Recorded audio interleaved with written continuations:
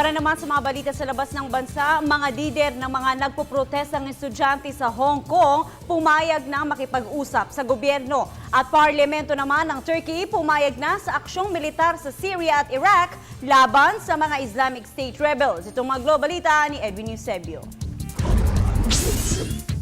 Pumayag na ang mga lider at estudyante na nagpasimula ng mass protest sa Hong Kong na makipag-usap na muli sa pro-Beijing government.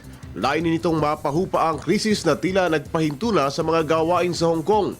Ginawa ang pahayag ngayong Biyernes ng umaga ilang oras matapos na ihayag ng Hong Kong Chief Executive Leung Chun-ying na makikipag-usap na siya sa mga estudyante. Bagamat tumatanggi ang naturang Hong Kong CEO na umalis sa kanyang pwesto.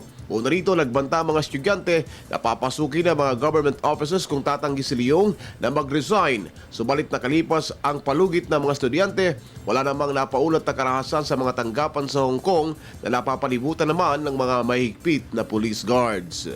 Inaprubahan na ng Parlamento ng Turkey ang mosyon na payagan ang aksyong militar laban sa mga Islamic militants sa Syria at Iraq. Laman ng resolusyon na pahintulutan na rin ang mga banyagang sundalo na madestino sa Turkey at magamit ang base militar nito habang isinasagawa ang cross-border assault. Ang pagpapatibay ng Turkey's parliament sa cross-border offensive ay isang legal requirement sa anumang foreign military intervention sa Turkish forces. Para sa Telebisyon ng Bayan, Edwin Eusebio.